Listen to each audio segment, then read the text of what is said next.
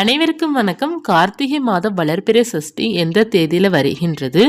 முருகப்பெருமானை நாம் எப்படி வழிபாடு செய்ய வேண்டும்? நம்ம வழிபாடு செய்றதுனால நமக்கு என்ன பலன் நமக்கு கிடைக்கும்? அப்படிங்கிறத இந்த பதிவுல பார்க்க போகிறோம். கார்த்திகை மாதம் வளர்பிறை சஷ்டிக்கு யாரெல்லாம் முருகப்பெருமானை வழிபாடு செய்றீங்களோ, அவங்களுக்கு பொருளாதார முன்னேற்றமும் மற்றும் கேட்டது அனைத்துமே உங்களுக்கு கிடைக்கும். முருகப்பெருமானை வழிபாடு செய்ய செய்ய உங்களுடைய வாழ்க்கையில் முன்னேற்றம் 100% கிடைக்கும். நீங்கள் என்ன வேண்டுதல் வைத்தாலும் சரி, குழந்தை பாக்கியம், திருமணத்திற்காக, பொருளாதார முன்னேற்றத்திற்காக, இல்லைன்னா சொந்த வீடு வாங்க வேண்டும் அப்படிங்கிறதுக்காக, குழந்தைகள் ஆரோக்கியமாக இருக்க வேண்டும், நன்றாக படிக்க வேண்டும் அப்படிங்கிறதுக்காக என்ன வேண்டுதல் வைத்தாலும் முருகன் உங்களுக்கு நிறைவேற்றி வைப்பார்.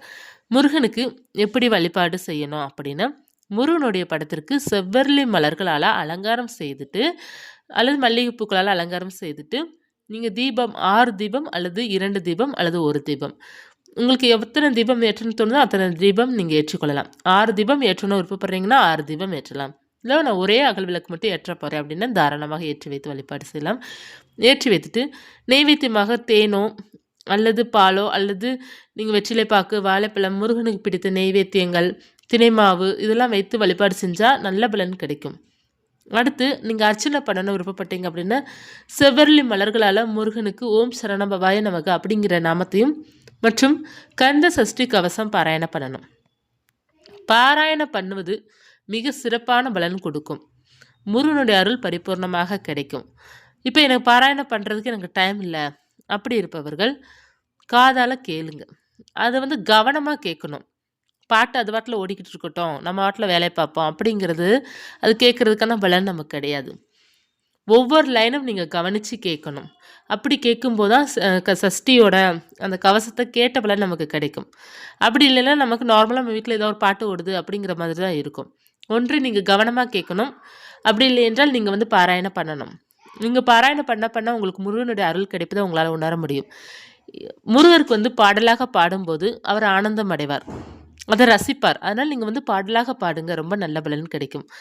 சஷ்டி கவசம் நம்ம பாராயணம் பண்ணுவது ரொம்ப நல்ல மாற்றம். அடுத்து வேல்மாறல் உங்களுக்கு முடிந்தது அப்படின்னா வேல்மாறல் பாராயணம் பண்ணுங்க. அல்லது ஓம் சரவணபவாய நமக அப்படிங்கிற நாமத்தை நம்ம சொன்னாலே போதும். இல்லை ஓம் நமோ குமராய நமக அப்படிங்கிற நாமத்தை சொன்னாலே போதும். அவருக்கு நிறைய நாமங்கள் இருக்கின்றது இல்லையா, உங்களுக்கே தெரியும். அதை சொன்னாலே போதும், முருகனுடைய அருள் பரிபூர்ணமாக கிடைக்கும். இந்த கார்த்திகை மாதம் வளர்பிறை சஷ்டிக்கு நம்ம விரதம் இருந்து வழிபாடு செய்கிறதுனால நமக்கு நிறைய பலன் கிடைக்கும். இப்போ விரதம் இருக்க முடியாதவங்க பூஜை மட்டும் செய்தால் போதும். இப்போ கார்த்திகை மாதம் வளர்பிறை சஷ்டிக்கு நீங்கள் தொடர்ந்து, அதாவது இந்த மாதத்தில் ஸ்டார்ட் பண்ணி மாதம் நீங்கள் வளர்பிறை சஷ்டிக்கு பூஜை செஞ்சீங்க அப்படின்னா முருகனுடைய அருளும் கிடைக்கும் மற்றும் உங்கள் வேண்டுதல் அனைத்துமே நிறைவேறும்.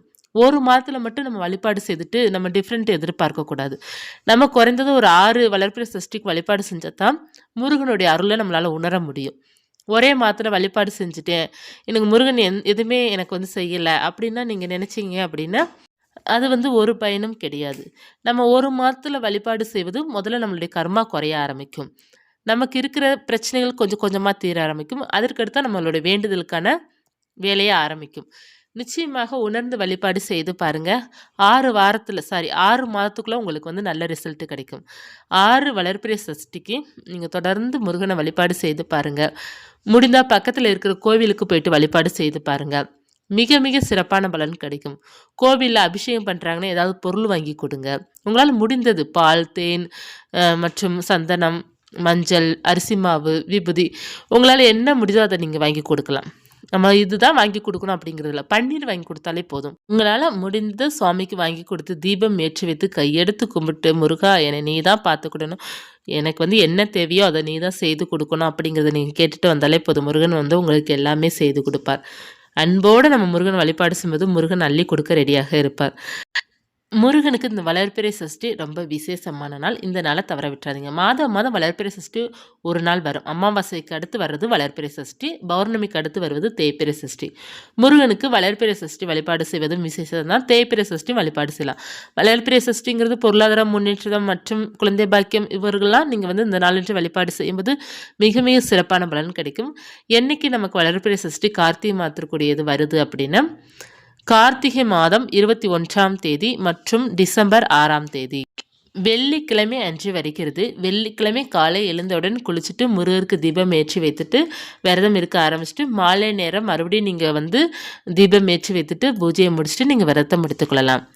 விரதத்திற்கு பால் பழங்கள் அல்லது ஒருவேளை உணவு நீங்கள் சாப்பிட்டு கொள்ளலாம். நல்லா சாப்பிடுங்க, நல்லா தண்ணி குடிச்சிட்டு நல்லா தம்பா பூஜை பண்ணுங்கள். ரொம்ப சிறப்பான பலன் கிடைக்கும். விரதம் இல்லாதவர்கள் மாலை நேரம் நீங்கள் பூஜை செய்து கொள்ளலாம். வெள்ளிக்கிழமை மாலை நேரம் அல்லது காலை நேரம் நீங்கள் பூஜை செய்து கொள்ளலாம். உங்களுக்கு எப்படி வழிபாடுன்னு செய்யணும்னு தோணுதோ அப்படி வழிபாடு செய்யுங்க. ஆனால் நம்பிக்கையுடன் வழிபாடு செய்யுங்க, திருப்தியோட வழிபாடு செய்யுங்க. உங்களுடைய பூஜை நல்ல பலன் கிடைக்கும். விரைவில் உங்களுக்கு நீங்கள் நினைத்தது அனைத்துமே நடக்கும். எல்லாமே நமக்கு நடக்குங்க. நீங்கள் முருகன்ட்ட என்ன கேட்டாலும் நடக்கும். ஒரு சில பேருக்கு சீக்கிரமாக நடக்கும், ஒரு சில பேருக்கு கொஞ்சம் தாமதமாகலாம், ஒரு சில பேருக்கு இன்னும் கொஞ்சம் தாமதமாகலாம். ஆனால் கட்டாயமாக நடக்கும். அந்த நம்பிக்கையோடு எப்போதுமே நீங்கள் இருக்கணும். இந்த பதிவு உங்களுக்கு உபயோகமாக இருக்கும்னு நினைக்கிறேன். இருந்ததுன்னா லைக் பண்ணிக்கோங்க. இது போன்ற ஆன்மீக தகவல் தெரிந்து கொள்ளணும் அப்படின்னா ராஜேஸ்வரி யூடியூப் சேனலுக்கு சப்ஸ்கிரைப் பண்ணி வச்சுக்கோங்க. நன்றி.